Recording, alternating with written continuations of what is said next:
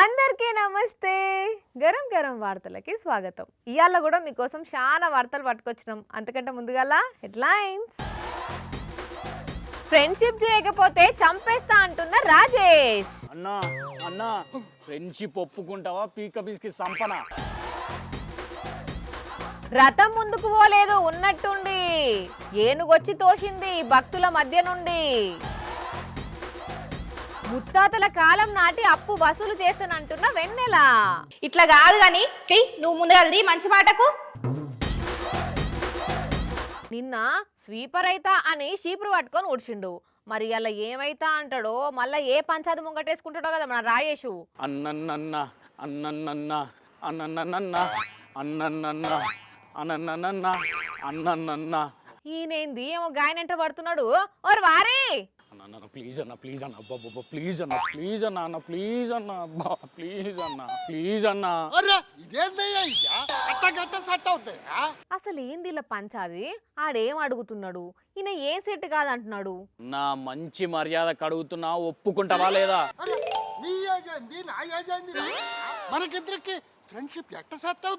అంటే వీడు అప్పటి నుంచి ఫ్రెండ్ గుండమని బతిమలాడుతున్నాడా? ఒరే రాజేషు, అన్నా అన్నా ఫ్రెండ్షిప్ ఒప్పుకుంటావా పీక పీస్కి సంపన. ఒరే ఒరే ఒరే నిజంగానే చంపుతావా ఏంది? ఇడువు. చూడువాని నేనేమన్నా పైసలు అప్పడిగినా ఫ్రెండ్ గుండు అంటే పోజు కొడుతున్నాడేదో. అసలు గాయనతోటి ఫ్రెండ్షిప్ ఏంది? నీ లొల్లేంది? ఫ్రెండ్షిప్ లేకుంటే నాకు ప్రెషర్ పెరిగి హార్ట్ అటాక్ వస్తుందేమో అని భయం అవుతుంది వాణి. ఫ్రెండ్షిప్ కు ప్రెజర్ కు హార్ట్ అటాక్ కు ఏం సంబంధం? జో నీకు మ్యాటర్ తెలియదా? ఫ్రెండ్షిప్ రిసెషన్ నడుస్తున్నది వాణి ఇప్పుడు. సాఫ్ట్వేర్ రిజెషన్ తెలుసు గానీ ఈ ఫ్రెండ్షిప్ రిజెషన్ ఏంది? అంటే దోస్తుల కరువు కాలం నడుస్తున్నదట వాణి. చాలా మందికి దోస్తులే ఉంటలేరట. ఏహే, దోస్తులు ఉండకపోవడేంది? అవును, 1960లో ఒక్కరికి 100 మంది దోస్తులు ఉండేదట. 1990 దాకా వచ్చేసరికి 5గురికి అయిపోయిందట ఆ సంఖ్య. ఇప్పుడు అయితే అసలు ఒక్కరికి కరెక్ట్ ఫ్రెండ్ ఒక్కడు దొరుకుడే కష్టమవుతుందట. అంటే అవునా? ఎంతైనా వెనకటి దోస్తనాలు వేరు, ఇప్పుడు అంతా ఆన్లైన్ వ్యవహారమే అయినాయి కదా. అదే కదా, మనుషులతోని మాట్లాడుడు కలుసుడు కంటే ఫోన్ల తలకాయ పెట్టుడే ఎక్కువ అవుతున్నదట. మనసిప్పి మాట్లాడుకుందామంటే మనుషులే దొరుకుడు కరువు అవుతుందట. మన దేశంలోనైతే 15% మందికి అసలు ఫ్రెండ్సే లేరట. ఇక హైదరాబాద్లో అయితే 60% మంది ఒంటరిగా ఫీల్ అవుతున్నారట.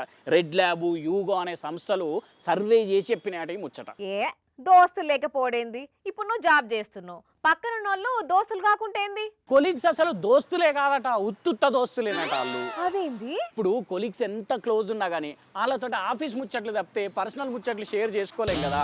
అందుకే కొలీగ్స్ని అసలు దోస్తుల కింద లెక్కే చేయరట. మరి దోస్తులు లేకుంటే ఎందుకుంటారు ఎవ్వలైనా? అయ్యో, అసలు జంజీలు అయితే చాలా మంది ఒంటరిగా ఉండేదందుకే ఇష్టపడుతున్నారట. బయటికి వచ్చులు లేదు, ఎవ్వరితో కలుసులు లేదు. అవునా? దానివల్ల చాలా మంది డిప్రెషన్కు లోనవుతున్నారట. దోస్తులు లేక, ఎమోషన్స్ ఎవరితో షేర్ చేసుకోలేక మానసిక ఒత్తిడి పెరుగుడు, చిన్న ఈడులనే హార్ట్ అటాక్ వచ్చే ప్రమాదాలు పెరుగుతున్నాయట. అందుకే మరి బాధను నలుగురికి చెప్పుకుంటే తగ్గుతుంది, సంతోషం నలుగురితోటి పంచుకుంటే పెరుగుతుంది అనేది. అదే కదా, ఒకప్పుడు సెలవు దొరికితే మంచిగా ఫ్రెండ్స్తో తిరిగేది, ఆడేది. కానీ ఇప్పుడు ఎంతసేపు ఫోన్లు చూసుడు లేకుంటే పండుగేనా గంతేనా. అందుకే ఈయన ఫ్రెండ్ ఉండమని చెప్పి బతిమలాడుతుంటే ఓ పెద్ద ఓవర్ యాక్షన్ చేస్తున్నాడు. నీ తలకాయ గట్ల బలిమిటికి దోస్తుగా ఉండు అంటే ఉంటారా ఎవ్వలన్నా? పరిచయాన్ని బట్టి దోస్తన క్లోజ్నెస్ పెరుగుతుంది గాని. అంతేలే, ఈయనని బతిమలాడుకున్నాడు కంటే మనకు సింక్ అయిన వాళ్ళతో దోస్తాను చేసుకుని ఇస్తాం. సరే మరి ఉంటా, నేను పోయి దోస్తులను ఎత్తుకోవాలి. పోనా నీ దోస్తానే ఎవరికి కావాలి దోస్తాను. కానీ నిజంగా ఎట్లాంటి కాలం వచ్చింది చూడుండ్రి. మనస్ఫూర్తిగా మాట్లాడుకొని మనుషులు కరువైండ్రి ఈ కాలంలో. ఇంకొన్ని రోజులైతే మనుషుల నడుమ బంధాలన్నీ పోయి ఏఐ క్లోజ్ ఫ్రెండ్స్ తయారవుతారేమో. పలానా కాడ ఏనుగులు బీభత్సం చేసినాయి, పంట అంతా నాశనం చేసినాయి, పబ్లిక్ ను పరుగులు పెట్టించినాయని ఇప్పటి వరకు చాలా వార్తలు విన్నాం కదా. కానీ ఇప్పుడు ఒక ఏనుగు చేసిన పని చూస్తే పరవశించిపోయి దండాలు పెడతారు పక్క. అవునా, ఏం చేసిందని ఆతృతగా ఉన్నదిలే తెలుసుకుందామని. మరి ఆలస్యం ఎందుకు గాని చూసేయండి. ఆహా ఆహా, చూస్తున్నారా అనులా? రథాన్ని కదిలిచ్చింది ఏనుగు. అనంతపురం జిల్లా ఉరవకొండ గవిమఠం శ్రీ చంద్రమౌళీశ్వర స్వామి రథోత్సవంలో జరిగింది గీ అద్భుతం. రథోత్సవం అయితున్నయాల్లా సడన్ గా రథం ఆగిపోయిందట. ఆయన అందరాకం కలిసి ఎంత ప్రయత్నం చేసినా కూడా అస్సలు ముంగటికి కదలలేదట. ఇక గింతల్లనే అదే సంస్థానంలోండే గీ గజలక్ష్మి అనే ఏనుగచ్చి దాని తలకాయతోటి రథాన్ని ముంగటికి నెట్టింది. ఇట్లా ఏనుగు కదిలిస్తే తప్ప రథం ముందుకు కదలకపోయేసరికి గిదంతా శివయ్య మహిమనే. అందుకే తన కొడుకు గణపయ్య ప్రతిరూపమైన గజరాజు రాంగనే రథం కదిలేటట్టు చేసిండు అని ఓం నమ శివాయ ఓం నమ శివాయ అనుకుంటా శివనామ స్మరణతోటి ప్రాంగణమంతా మారు మోగేటట్టు చేసిండ్రు. ఇగో గిట్లా జరుగుతుంటాయి అప్పుడప్పుడు ఆడాడ గిసొంటి అద్భుతాలు. మరిగా గా భోలా శంకరుని ఆశీస్సులు అందరి మీద ఉండాలని అంతే మంచి జరగాలని కోరుకుంటా. జై భోలో చంద్రమౌళీశ్వర స్వామికి జై. గంటలో పెండ్లి, ఇంటి దగ్గరనే రెడీ అయిన పెండ్లి పిల్ల ఇక ఫంక్షన్ హాల్కు ఎట్లా పోతుందిలా? పోతే ఆటోలో పోతుంది, లేకుంటే ఎగ్దమ్ కార్లో పోతుంది. ఇవన్నీ కాకుంటే కొద్దిగా డిఫరెంట్గా ఉంటుందని గుర్రపు బండ్ల మీద కూడా పోతారు. ఈ నడుమ చూస్తున్నాం కదా చాలా మంది పెళ్లి పిల్లలను పెళ్లి కొడుకులను. అయితే ఈడ మాత్రం ఒక పెళ్లి పిల్ల ఎట్లా పోయిందో తెలుసునా? పల్లకిలో పెళ్లి కూతురు సినిమాలో హీరోయిన్ లెక్క తయారైన పెళ్లి పిల్ల పట్ట పగటిల్లి బండి మీద పర్షాన్ గా పోతున్నది. పుసుక్కున బంగారం గిట్ల ఎత్తుకొని పోతుందా? ఆయనతో పెళ్లి ఇష్టం లేదని బండి బుక్ చేసుకుని బుర్రున ఎగిరిపోతుందా? అంత గాయగుంది ఏంది ముచ్చట అంటారా? అదేం లేదుల్లా, ఈమెకు పెళ్లి ఇష్టమే, కావాలంటే నవ్వుతున్నది చూడుండ్రి. మళ్ళా గిదేంది గింత రాసకదనంగా నవ్వుతూ గింతగనం నగలు పెట్టుకుని రోడ్డు మీద గాలిగా ఎందుకు పోతున్నదనంటే ముహూర్తానికి టైం అవుతుంది కాబట్టి. మరి టైం అయితే ఎవ్వరు లేకుండా ఒక్కతే ఎందుకు పోతుందనంటే బగ్గ ట్రాఫిక్ జామ్ అయింది కాబట్టి.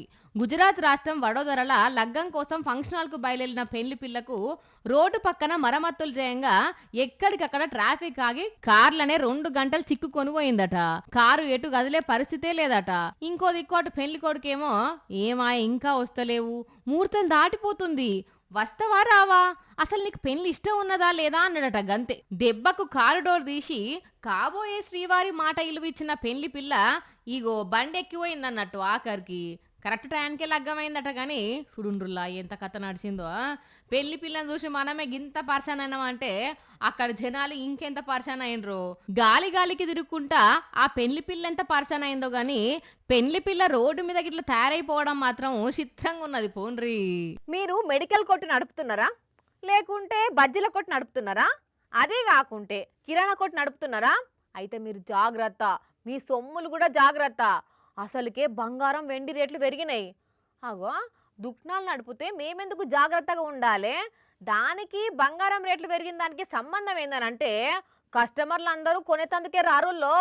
అక్క దూపైతున్నది, వాటర్ బాటిల్ కావాలి, జల్దీ ఇవ్వమని కిరాణం కొట్టుకు పోయి ఆత్ర పెట్టి అట్లనే అక్క మెడల చైన్ దింపుకొని ఉరికిండు. ఇంకో ఈ దొంగ బద్మాషివాడు కథం బండెక్కి ఉరికిండి పో.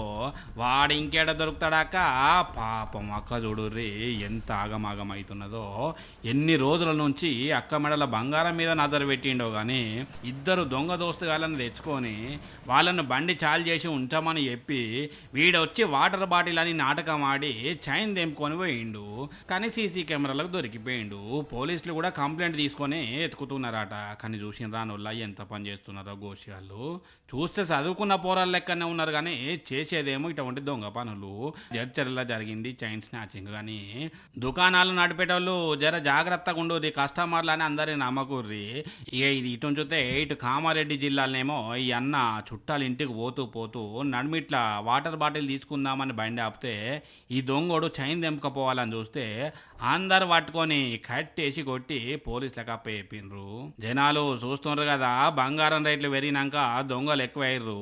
జర మీ జాగ్రత్తలు మీరు ఉండుర్రి. బంగారం పోయినాక ఎంత ఏడ్చినా రాదు మళ్ళా, సరేనా? లక్షల రూపాయల జీతాల అకౌంట్లో పడ్డా, ఏడాదికి వేలకు వేలు జీతాలు పెరిగినా లంచం అంటే 2 చేతులు చాపుతారు. కొందరు లంచగొండి ఉద్యోగులు. అవును మరి జనాలకు మరి పైసలు ఉత్త పుణ్యానికి వస్తున్నాయి అనుకుంటారు. ఆయన కొలువు కొట్టిందే లంచాలు తీసుకునేందుకు అనుకుంటారు. కానీ బల్ల కింద చెయ్యి పెట్టండి అయితే చక్కగా పనిచేయరాదుల్లా కొందరికి. ఇప్పుడు ఏమైంది, ఎవరు లంచం తిన్నారు అంటారా? ఓష్ని అన్యాలం పాడుగాను ఇన్నారుల్లా పెద్దక్క బాధతోని ఏడ్చుకుంటా ఏం చెప్తున్నదో. वो 100 रुपया धरा दिए हैं, फिर आपस करके हमको ये पैसे आपस करके 112 पे फोन किए हैं, वो अभी तक आए नहीं हैं। हम कंप्लेन लिखवाना है, पता चलता है जो जनता चोरी करते हैं। ఢిల్లీలో ఉన్న రైల్వే స్టేషన్లో టికెట్ ఇవ్వమని క్లర్క్ చేతిలో 1000 రూపాయలు పెడతానట. 800 ఇచ్చి ఇంతే అన్నాడట. మీదికెళ్ళి టికెట్ లేదు గికెట్ లేదు అన్నాడట. ఏంది సార్ గట్లంటున్నానంటే, ఏ పో అమ్మా పో, ఈడేంది నీ లొల్లి అన్నాడట. నా పైసలు తీసుకొని నాకు టికెట్ ఇవ్వకుండా ఇదే మన్యాలమని కస్టమర్ కేర్కు చేస్తే అసలు వాళ్ళు కేర్ చేయలేదట. నా పరిస్థితి గిట్లా అయింది, కక్కుర్తి క్లర్క్ గాడు డబ్బులు తిని గద్మాయిస్తుండని ఇదే మాటలని సోషల్ మీడియాలో పెడితే రైల్వే ఆఫీసర్ క్లర్క్ను సస్పెండ్ చేసిరట. గాని సూషిన్ రానుల్లా అన్యాలం ఎట్లున్నదో. మరి ఆ కక్కుర్తి క్లర్క్ గాడు ఈ పేదక్క దగ్గర ఎందుకు డబ్బులు గుంజాలనుకున్నాడు? మరి వాడు క్లర్క్ కొలు కొట్టిందే జనాలను పీడించేందుకో తెలియదు గాని ఇప్పుడైతే సస్పెండ్ అయిందట. మా వెన్నెలకు ఆవేశం ఎక్కువ, ఆలోచన తక్కువ. ఏది పురాగా ఇననే ఇనది. సగం ఇనుడితోనే సాలు అని పోతుంది. తీరా సగం పని చేసుకొని వస్తుంది.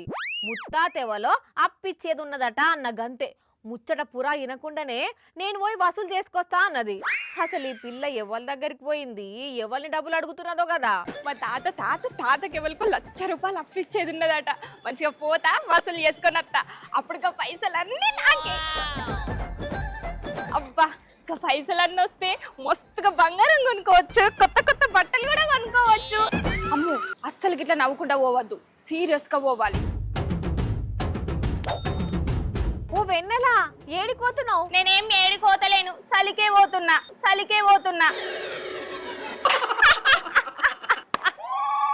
చల్లబడ్డవా? ఆగరా అది మరి జరా.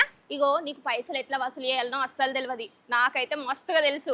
గీరల వడ్డీతో సహా వసూలు చేసుకొని వస్తా, నువ్వు చూస్తా ఉండు. అది గీరల వడ్డీ కాదమ్మా, చక్రవడ్డీ.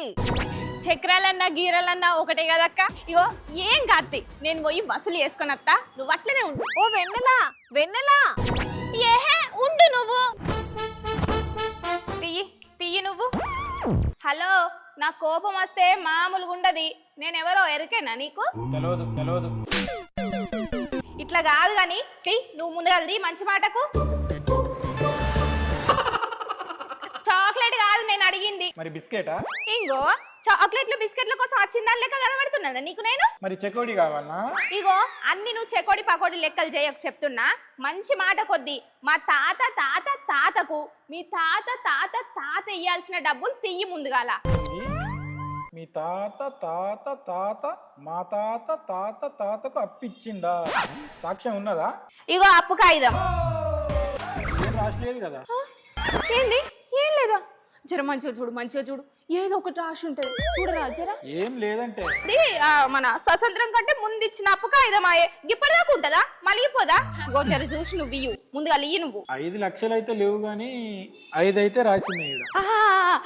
అయ్యే గయ్యా 5 లక్షలు ఈ జల్దిని. 5 లక్షలు కాదు, 5 కిలోల గోధుమ పిండి, 5 కిలోల చక్కెర, 5 కిలోల మసాలా దినుసులు ఉన్నాయి.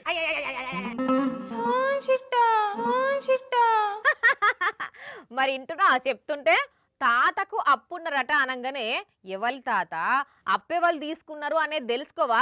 ఏదో షిట్టి దొరకంగానే పోతువి. అది అప్పు షిట్ట, సామాన్ షిట్ట అనేది కూడా చూసుకోవా? అంటే పైసలు వస్తాయి అన్న ఆనందంతో పోయినాక ఇంతకు ఎవలా తాత ఎవలా అప్పు? ఆ అప్పు ఇప్పటిది కాదు, 1917ది. 100 ఏళ్ళు దాటింది కదా. అవును, అప్పుడు మనల్ని పాలించే బ్రిటిష్ వాళ్ళు మనోళ్ళ దగ్గర కొన్ని అప్పులు తీసుకున్నారట. అప్పుడు మధ్యప్రదేశ్ రాష్ట్రానికి చెందిన షేక్ జుమ్మలాల్ అనేటాయన 35,000 అప్పిచ్చి అప్పు కాగితం రాయించుకున్నాడట. ఇక మన దేశానికి స్వాతంత్రం వచ్చి వాళ్ళు వెళ్ళిపోయే ఎట్లిస్తారు మరి? అదే వాళ్ళు వెళ్ళిపోయిన మన దేశం నుంచి. ఈ అప్పిచ్చిన కూడా జీవిడ్చిందట. కానీ వాళ్ళ మనవాడు వివేక్ అనేటాయనకు ఈ రోజు ఆ అప్పు కాగితం దొరికిందట. ఇక దాన్ని పట్టుకొని బ్రిటన్ సర్కార్కు నోటీసులు పంపిస్తా ఆ వడ్డీతో నా అప్పు 10 కోట్ల దానికి కావచ్చు అంటున్నాడు. అంటే ఇప్పుడు ఆ పైసలు వస్తాయా మరి? ఏమో, అవన్నీ లాయర్లకే తెలియాలి. ఆ ముచ్చట నీకు చెప్తా అంటే తాత పైసలా వసూలు చేసుకొని వస్తా అని బిరబిర పోతువి. చూసిరు కదా, ఇవి ఇవాల్టి గరం వార్తలు. మళ్ళొచ్చే ఎపిసోడ్లో ఇంకిన్ని గరం వార్తలతో కలుద్దాం. మన టైం అయితే గుర్తుకున్నది కదా, రాత్రి 8:30కు, మళ్ళీ పొద్దుగాల 8:30కు. మర్చిపోకుండా చూడుండ్రి. టాటా.